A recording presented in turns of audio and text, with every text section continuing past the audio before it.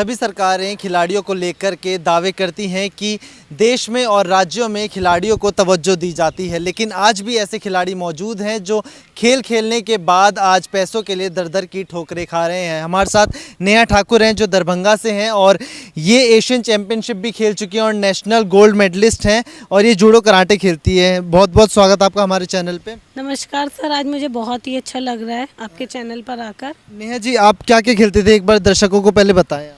Sir मुझे 2001 से मैं जूडो में हूँ, टिल नाउ अभी तक मैं जूडो कर रही हूँ। दिल्ली में रहती हूँ, प्रैक्टिस करती हूँ यहाँ पे।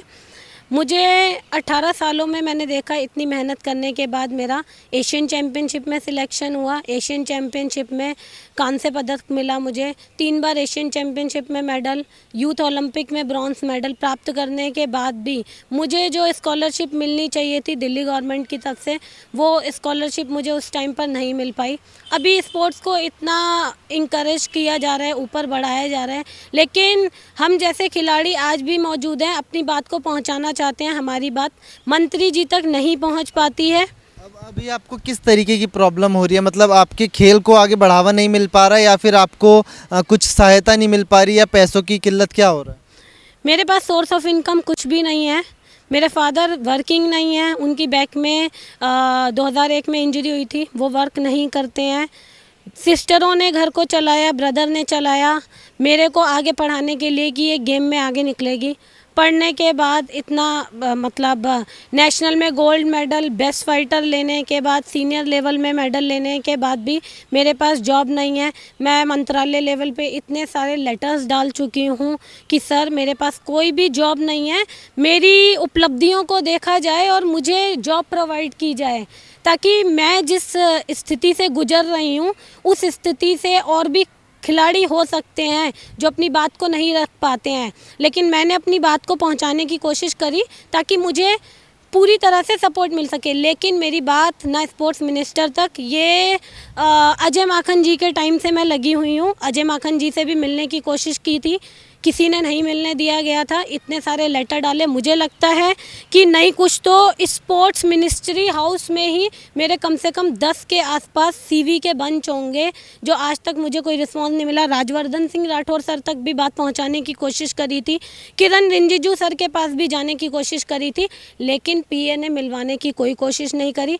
अब मैं आशा करती हूँ अनुराग ठाकुर जी पीए हैं, मेरी इस बात को सुने और मेरी जो भी मदद हो सके वो करें, क्योंकि मेरे पास जॉब नहीं है, मेरे फादर वर्किंग नहीं है, मेरी मदर हाउसवाइफ है। घर चलना बहुत मुश्किल होता है, हम गरीब फैमिली से बिलोंग करते हैं, रेंट पर रहते हैं, और मेरे पास इतना करने के बाद 18 साल से गेम में होने के बाद मेरे पास अभी तक जॉब नहीं है। अभी आप कितने लोगों से मिल चुके हैं और कितने लोगों तक अपनी आवाज़ पहुंचा चुके हैं?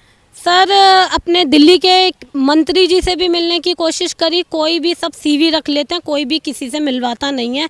हाँ, आपकी बात पहुंचाएंगे, मंत्री जी तक पहुंचाएंगे, केजरीवाल सर तक भी बात रखने की, बाय फेस मिलने का मौका मिला था, हाँ करेंगे आपके लिए, उन्होंने भी मेरे लिए कुछ नहीं किया। इसके अलावा मैंने क्या कहते हैं आपका अपने एमएलए से भी बात की थी दिल्ली के, उन्होंने भी मेरी कोई मदद नहीं की। आज जब मुझे पता चला कि हमारे बिहार के सांसद इतना बिहार में डेवलपमेंट कर रहे हैं, एम्स को हवाई अड्डा उन्होंने शुरुआत कर दी, जो बिहार में एक हिस्टोरिकल हो चुका है कि आज तक किसी भी सांसद सर ने ऐसा काम नहीं करा होगा, और हर किसी के मुंह पे देखो सांसद जी का नाम होता है। गोपाल जी ठाकुर सर बहुत अच्छा करते हैं। मेरी मदर ने गोपाल जी ठाकुर सर को फॉलो करती थी ऑन फेसबुक, उन्होंने मुझे बताया कि आपको बेटा एक बार जाके मिलना चाहिए सर से, और मैं आपको बता नहीं सकती हूँ कि फर्स्ट टाइम ऐसा एमएलए मैंने ऐसा सांसद नहीं देखा जिन्होंने मुझे इतना अच्छा रिस्पॉन्स किया। मुझे बिठाकर मेरी सारी बात को सुना गया, और अभी भी वो मेरे लिए लगे हुए हैं कि इस बच्ची को इतना अचीव करने के बाद ये जॉबलेस है। मेरे साथ अभी ये सिचुएशन है, मुझे ये नहीं समझ आती है कि मैं जॉब करूं या मैं गेम देखूं, और मेरे साथ अभी ये सिचुएशन है, एज का ग्राफ आगे जा रहा है। टेंशन मुझे है कि एज ना निकल जाए, जॉब नहीं है, सोर्स ऑफ इनकम नहीं है, डाइट के पैसे नहीं हैं। क्या अभी आप आगे और खेलना चाहती हैं? इच्छा किसी भी प्लेयर की ख़त्म नहीं होती है। इच्छा मेरी है, अगर गवर्नमेंट मुझे पूरा सपोर्ट करे, पूरी फाइनेंशियल तरीके से मुझे जॉब दें, जैसे हर एथलीट को दिया जाता है कि जॉब दी जाती है और वो एथलीट खेलता भी है, तो मुझे अगर ऐसा सपोर्ट मिलेगा तो श्योर मैं ओलंपिक में जाके मेडल जीतना चाहूँगी। और अगर गवर्नमेंट मुझे किसी लेवल पे मुझे अपॉइंट करती है और मैं बच्चों को भी साथ साथ कराना चाहूँगी, मुझे दोनों में से जो भी अपॉर्चुनिटी मिले मैं उसको एक्सेप्ट करना चाहूँगी। देश में आपके जैसे तमाम ऐसे खिलाड़ी होंगे जिनको सोर्स ऑफ इनकम जिनके पास नहीं है लेकिन वो खेलना चाहते हैं, आप उन लोगों तक क्या संदेश पहुंचाना चाहते हैं? सर मैं ये संदेश पहुंचाना चाहूँगी कि हमारे जो अनुराग ठाकुर सर हैं उनको एक कमेटी बनानी चाहिए कि भाई हर स्टेट में जो ऐसे बच्चे सरवाइव कर रहे हैं, आज मैंने अपनी स्टडी पर ध्यान दिया और आज मैं इस लेवल तक हूँ कि मैं थोड़ा बोल भी पा रही हूँ। वो बच्चे अपनी बात नहीं रख पाते, वो खुल नहीं पाते कि उन्हें क्या बात बोलनी है, उनके पास बोलने का एक वो नहीं होता कि कैसे मिलना है। लेकिन मुझे लगता है कि सर को इस चीज़ पर ध्यान देना चाहिए कि पूरे देश में ऐसे भी खिलाड़ी हैं जिनके पास खाने तक के लिए पैसे नहीं हैं, सरवाइव कर रहे हैं। ऐसे खिलाड़ी हैं जो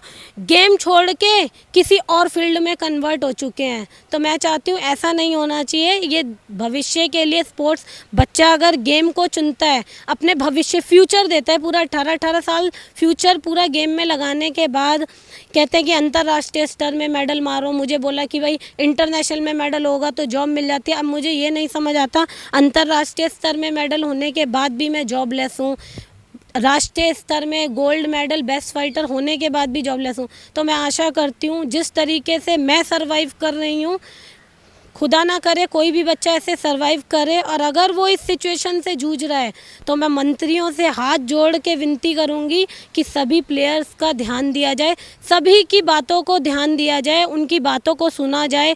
चाहे वो क्या कहते हैं, एक लेटर के माध्यम से बच्चे अपनी बात पहुंचा सके जो इस तरीके के खिलाड़ी हैं, तो मुझे लगता है कि ध्यान देना चाहिए मंत्रियों को इस पर। नेहा जी थी हमारे साथ जिन्होंने राष्ट्रीय स्तर पर गोल्ड मेडल जीता है और एशियन चैंपियनशिप में हिस्सा लेकर के देश के लिए वहां पर नाम रोशन करने की कोशिश की थी। लेकिन ऐसे तमाम ऐसे खिलाड़ी मौजूद हैं देश में जो सोर्स ऑफ इनकम नहीं होने की वजह से खाली बैठे हैं और उनको खेल में उनको तवज्जो नहीं दी जा रही। हालांकि सभी सरकारें दावा करती हैं कि हम खिलाड़ियों को और स्पोर्ट्स में आगे बढ़ाने का काम करें, लेकिन ऐसे दावे खोखले होते हैं और ऐसे तमाम जो खिलाड़ी हैं जो अपनी मांगे रखते हैं सरकार के आगे, वो सरकार तक नहीं पहुंच पाती। फिलहाल इस वीडियो में इतना ही। कैमरा पर्सन आर्यन के साथ मैं विशाल, धन्यवाद।